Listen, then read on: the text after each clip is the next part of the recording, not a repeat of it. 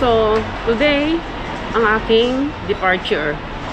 So, mamaya baka hindi natin na makunan ng video dahil marami ng bawal. So, andito na ako ngayon sa Haneda Terminal 3. So, samahan nyo ako, okay? So, simulan na natin, okay? Alam nyo nga pala, bago tayo magsimula, dito ho sa Haneda, ang yung cart, libre ho. Hindi ho katulad sa ibang bansa. Dito ho sa Japan, libre ho ang cart. Pakikita ko sa inyo, okay? Ayun, makikita nyo ba yon? So, kukunin na natin ha. Kasi alam nyo, mag-isa lang ho ako ngayon.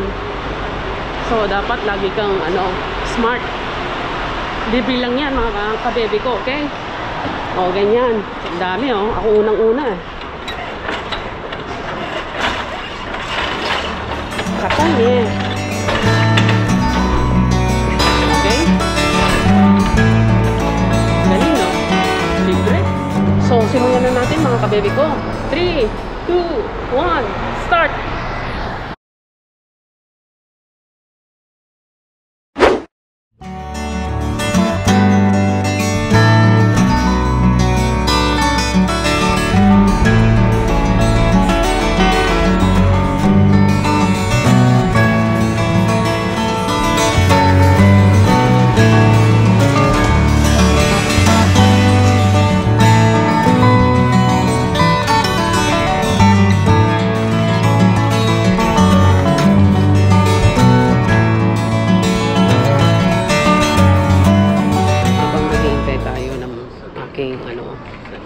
Check-in.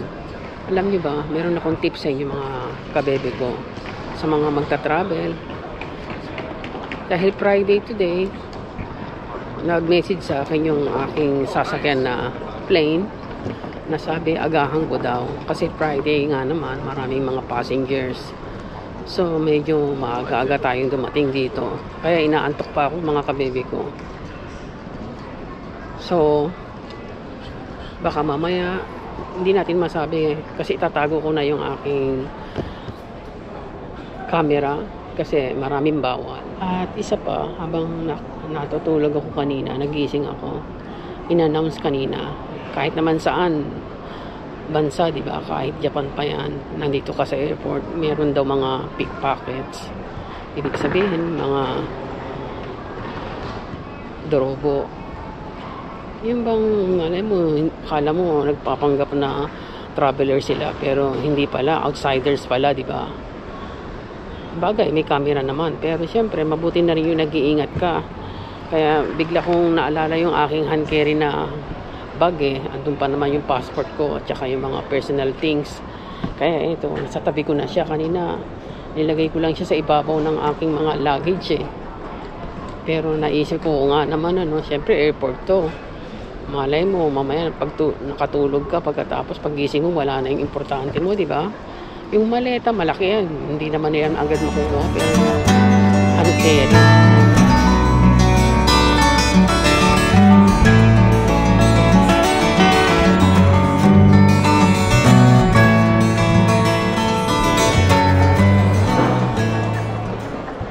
Hello, tapos na akong mag-check-in. So, punta naman tayo ngayon sa security check. Okay? Mag-check-in na rin ako doon. Dahil wala naman akong gagawin dito sa labas. Okay?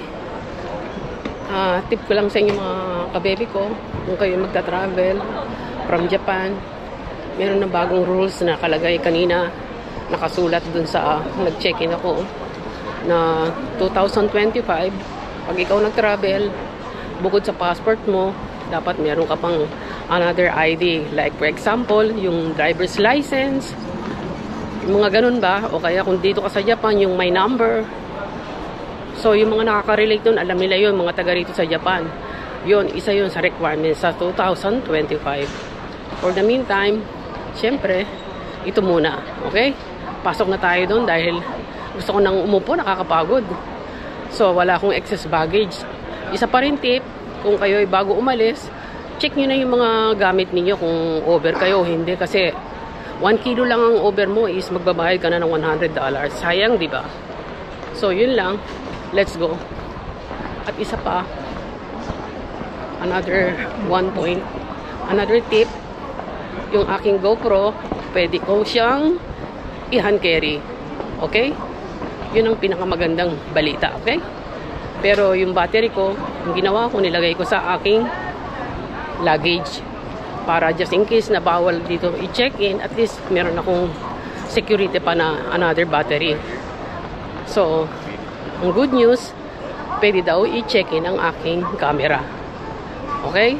Kung may dala kayong mga computer, dapat get ready kasi sa security check, kailangan mo ilabas yung computer mo. Okay?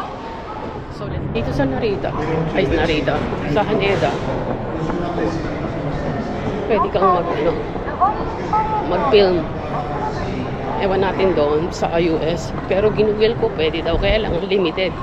Kailangan tingnan mo, check mo kung merong bawal na video, okay? Lagi kang magbabasa sa mga paligid mo para sigurado, okay? So, check-in na tayo. Let's go.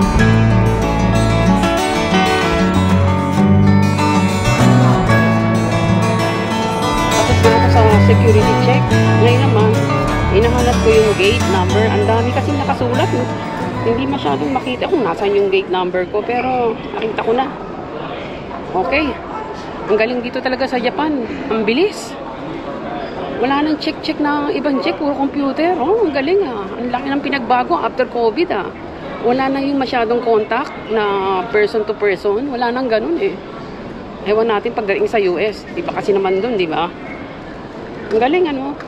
Tapos, hanapin natin yung gate number ko and then, pag nakita ko na yung aking plane, upo na lang tayo, pahinga at medyo nagugutom na rin ako eh. Ang galing ng biyahe ko ngayon ah. Iba talaga dito sa Japan. Okay. Okay. So, yun. Malapit ko nang makita si Mother. Let's go.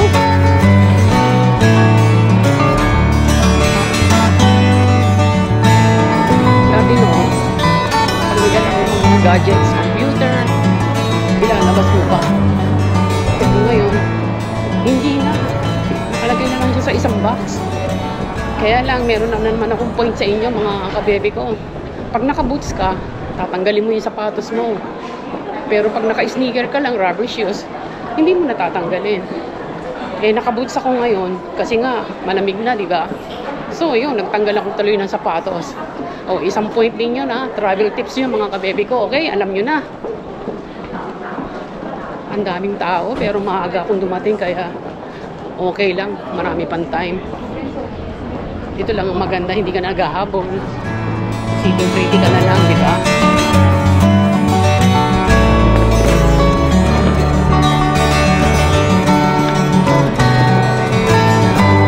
Dito ka na ngayon sa ganitong dinadaanan mo, ibig sabihin talagang nasa airport ka na.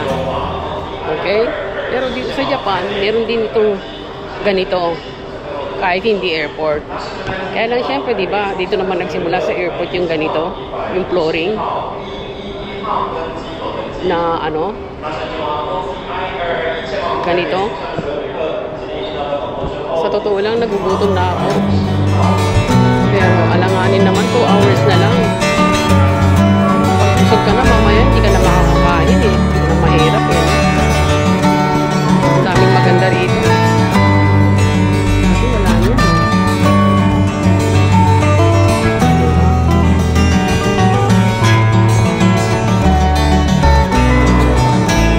Dito na ako sa pinahanap ng gate. Ako yata pinakadulo.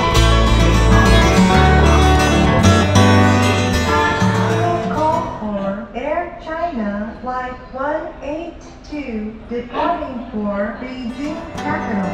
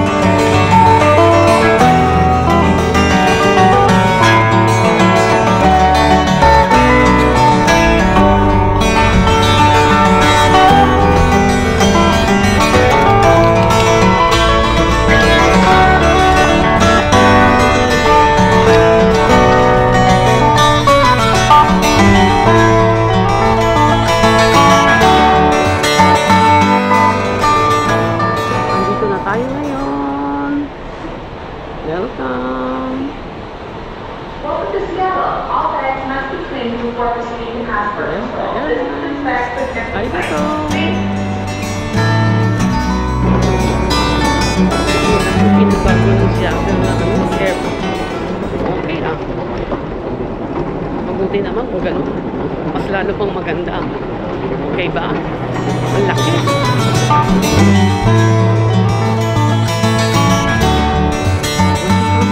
United States of America. Irashaimase. Ang ganda na. Okay. Nakita niyo ba yan? Welcome to the United States.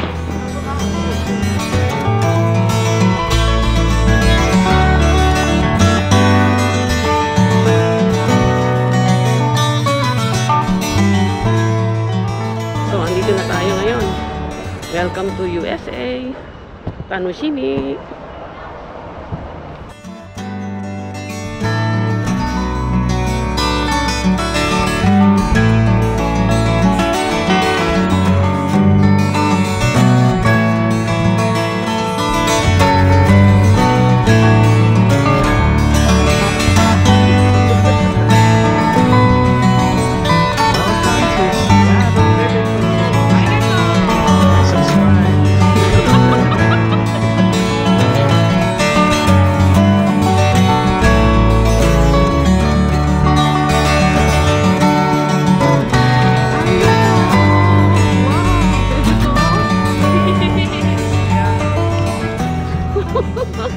Long time no see.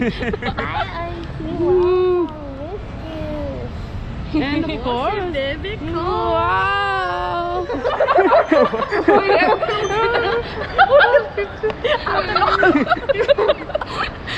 Welcome to Seattle! Yukata ne. Long time no see, no? Parang it's a dream, eh, no? Kumusta na? Wow! Saan na kayo? There you go. Thank you for the effort. Welcome to Seattle. Arigato, CJ.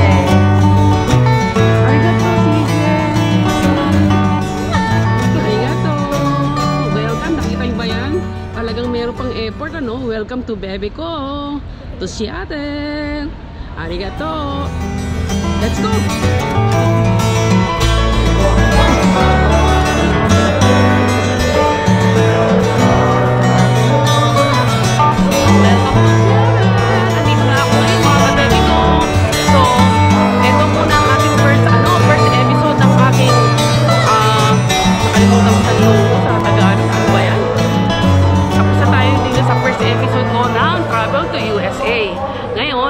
Ano yung susunod na kabanata, abangan natin dahil yung mother ko nasa bahay ngayon.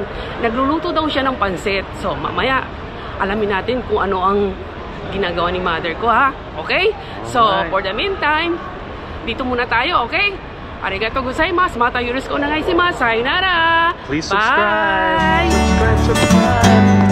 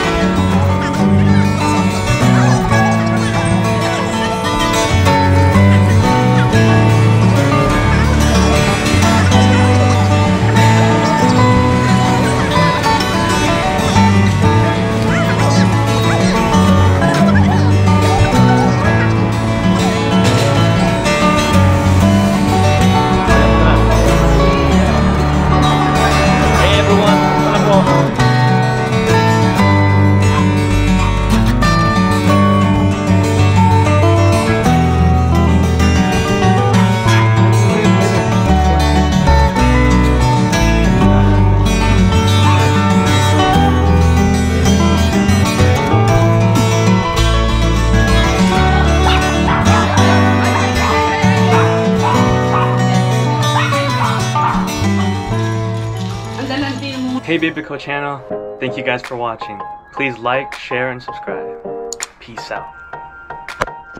ベビコチャンネル見てください。じゃあねー。